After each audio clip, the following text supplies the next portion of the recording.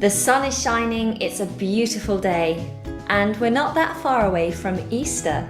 So I thought, why not come and tell you guys about what Easter means to me and what it's like to experience Easter in the UK. Easter, of course, is a religious festival. It celebrates the resurrection of Jesus Christ after his death.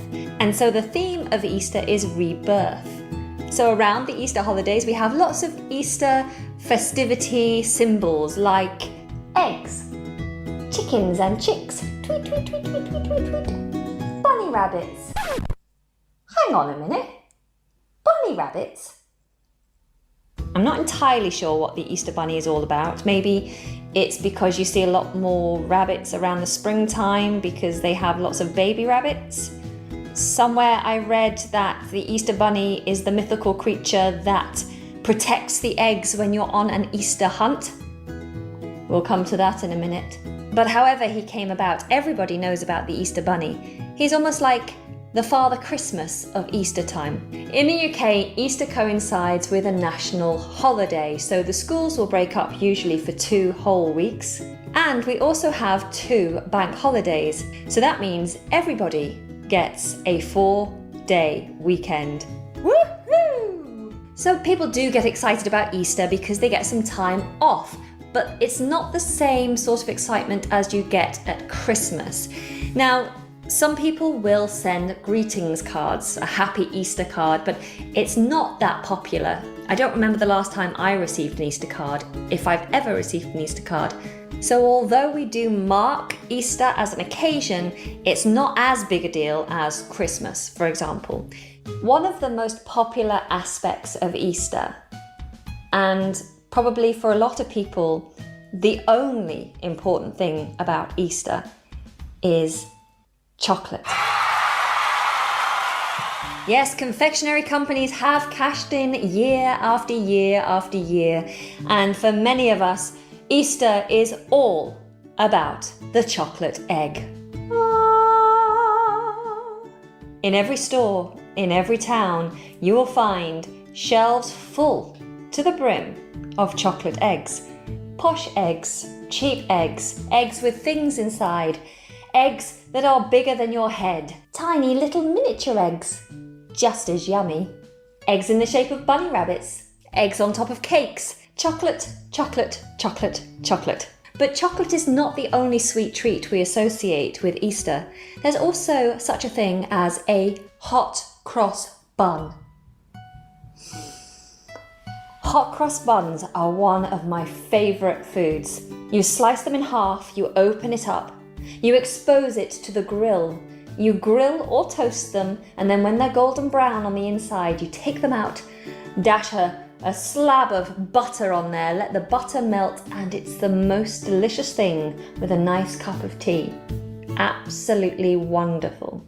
Now, on the Easter weekend, you can generally find lots of activities, usually centred around an Easter hunt. Now, an Easter egg hunt is exactly what it sounds like.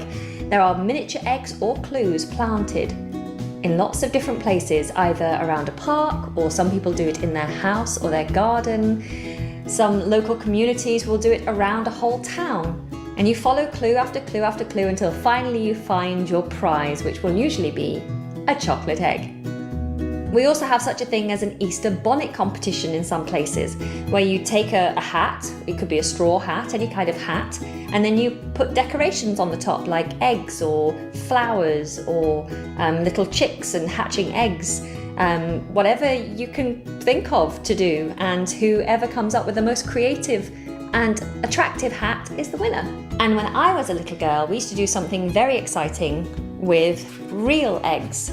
We would put a pinhole in the top and a pinhole in the bottom and blow the insides out until the thing was hollow but stayed in this shape. And then we would paint it in lots of pretty colours. And so we decorate our egg, and that's what we did. It was just fun and creative. So there you go. Hot cross buns, painted eggs, Easter bonnets, Easter egg hunts, chocolate, chocolate, and more chocolate. And Jesus Christ. That for us is what Easter is all about. I'm sitting here with a huge, freshly made, steaming hot cup of tea. And so I thought I would call today's episode the Sunday Cuppa. In fact, I might call all Sunday episodes the Sunday Cuppa. But during today's cup of tea that I'm going to be drinking while talking to you, I promise I won't slurp. To slurp is to make that awful noise where you suck liquid up through your lips. Like that. It's not very nice. I won't slurp today, apart from that little demonstration. But during today's cuppa, I'm going to share with you 8 useful idioms that are related to Easter, because Easter's coming up very, very soon. So the first thing that comes to mind is to spring into action. To spring into action. Of course, I thought of this because we are now firmly in the springtime. The flowers are up. The buds are opening. The sun, more often than not, is shining. I'm wearing just a vest, which is nice. Sometimes I've even left the house without my coat. My goodness, such a change. So to spring into action, this means to move, to start something with energy and enthusiasm. So it's like you are suddenly electrocuted and you're like, ping, I'm gonna go. So you might say, when Dexter heard the news that his wife had gone into labour while he was down at the pub enjoying a pint with his mates, he sprang into action, getting to the hospital in record time. And actually this morning, when I woke up and the sun was shining, I sprang into action, cleaning the house and getting things organised because I felt so energised by the sun and the mild day that we were experiencing. It's gone a little bit grey now, so it's not as nice now, but it did inspire me this morning to open up the windows, strip off the beds, dust down the sides, reorganise things, tidy up things that have been sitting there waiting to be tidied for weeks. It really motivated me to spring into action. Another phrase that we use to describe someone on a regular basis is a good egg. She's a good egg. It's such a funny little phrase. It's like a term of endearment, so something that you would say about someone who is just nice, someone who you like, who does good things. They're genuinely a good person or a kind person, someone who's reliable and trustworthy. He's a good egg. I like him. He's a good egg. He's nice and kind and trustworthy. And obviously, I chose this one because eggs, Easter eggs, which I still haven't got any. I haven't got any Easter eggs, so I should get on and do that. I need to spring into action after this podcast and get down to the shops to buy an Easter egg before it's too late. Because my sons, they're both good eggs. They can be a bit difficult at times. They can make life a little bit tricky, but they are essentially good eggs. Now, a phrase that is often given to me as a lesson is don't count your chickens before they hatch. If you are told not to count your chickens before they hatch, you're being warned. You're being warned not to get ahead of yourself, not to make plans based on assumptions. So if you assume that something is going to happen and make plans based on that assumption, then that's a bit foolish because it might not happen. For example, in my previous life as an actress, sometimes you would go to an audition, say a commercial audition. So commercials were renowned for paying more money than any other type of acting work that you could get. It would often be just a couple of days' work and you'd get maybe £10,000 for doing that work. It was fantastic. But trying to get cast in a commercial was very hard. You would go to, hundreds of auditions and still not land a role. So very, very competitive. And if you ever did get through the first audition and be asked to come back to be seen again, or be told that you were on a pencil, which means that they are considering you for the role, they're considering you very strongly, you're one of the candidates they might use, then in your mind, you start assuming that you've got it, especially if it's just between you and one other person. If you're down to the last two for the role, then in your mind, you're like, okay, I'm going to do this amazing advert. I'm going to get £5,000 for this advert. That means I can go on an amazing summer holiday. So I know where I'm going to go. I'm going to go to the Caribbean for 2 weeks with my mate. And so you go to the shops and you buy yourself a new swimming costume and you book some time off your usual job, saying, look, I'm probably not going to be around during these 2 weeks in August, so I'm going to book my holiday now so that I can take that time off work. In doing this, you're counting your chickens before they hatch. You don't know if you're definitely going to get the role. You're just assuming you are. So it means to be patient and be cautious and not make too many plans before you definitely know what's happening. Another phrase that's used to describe a person, other than a good egg, is to say that someone is as mad as a March hare. This phrase is generally used, in my experience, by older people. There are many things you can be as mad as. You could be as mad as a hatter, as mad as a box of frogs. Maybe that's it, really. Not many things, a few things. But you could be as mad as a March hare. Now, this probably comes from the film Alice in Wonderland, or rather the book, the story. The March hare was, oh no, it was the hatter that was mad, wasn't it? I don't know the origin then. I don't know the origin of this phrase, but it just means that someone is a bit erratic. Their behavior is unpredictable, or they're a bit silly, a bit crazy. They're as mad as a March hare. I have at times been described as being mad as a March hare, being a bit crazy, a bit doolally, a bit unpredictable. And I think it's fair, to be honest. I have been crazy when people call me crazy. Probably because of my workaholic existence.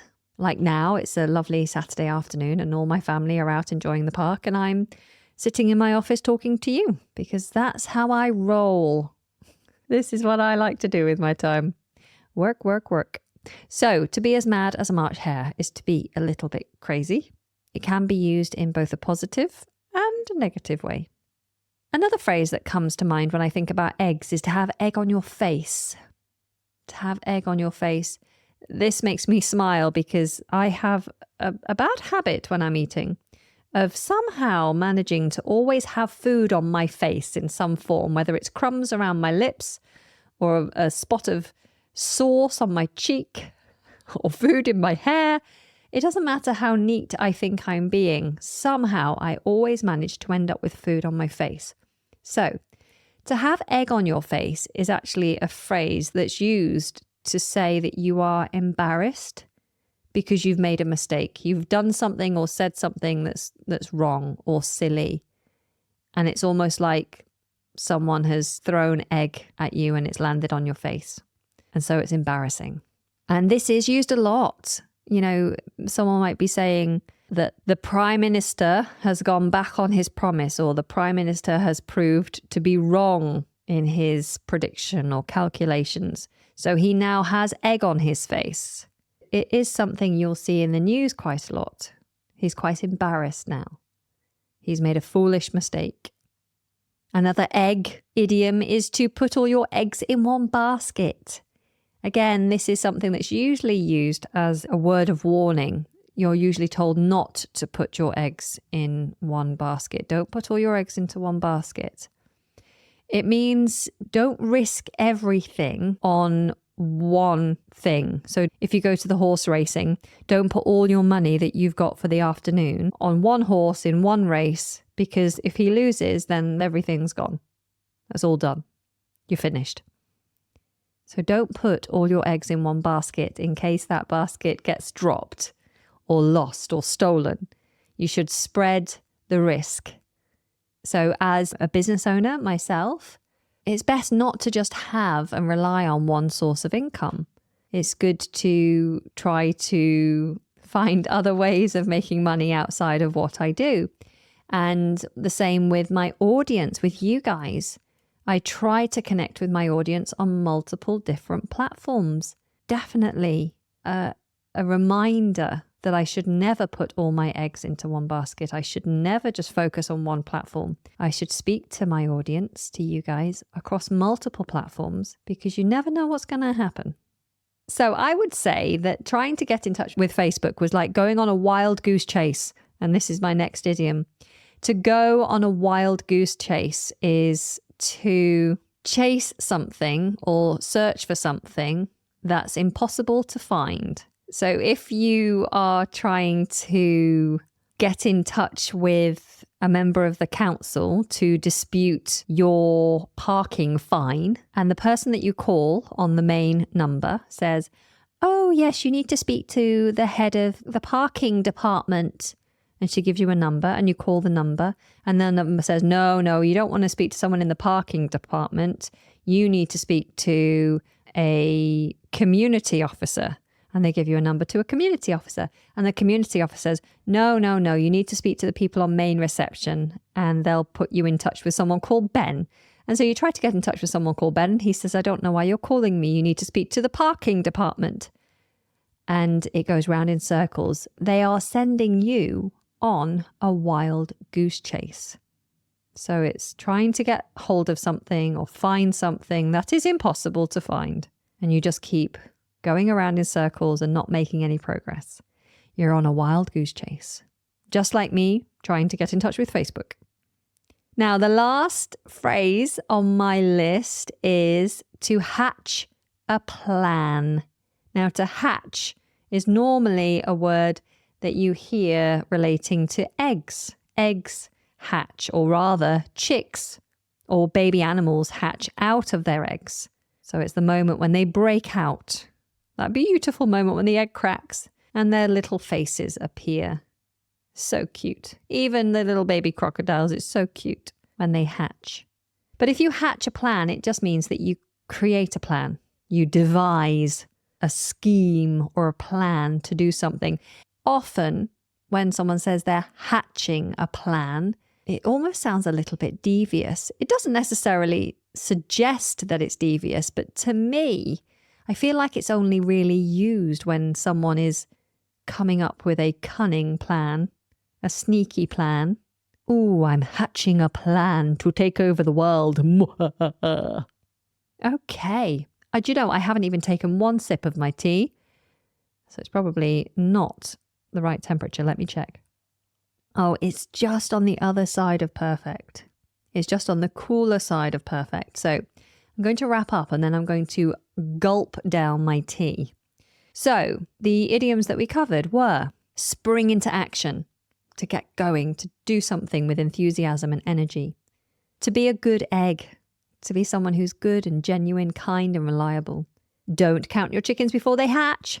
Don't make plans based on assumptions. And then we had to be as mad as a March hare. So just be a bit crazy and erratic and unpredictable. To have egg on your face, which is to be embarrassed or to make a foolish mistake. To put all your eggs into one basket, to risk everything on a single venture or a single decision.